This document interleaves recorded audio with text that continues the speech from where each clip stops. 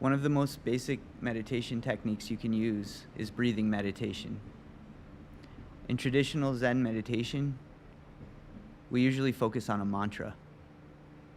The mantra is typically a word or a phrase that's repeated within your mind that's used to push out all of the other thoughts. In this part of class, we'll use our breath as the focus of our meditation. For this technique, we'll just sit still and quietly count our breaths. During this meditation, try to stay focused on your breath. If you lose count, that's a sign that you've lost your focus. As soon as you have that realization, just start over and start counting again. You can do this technique with your eyes opened or closed. If your eyes are open, your gaze should be towards the floor.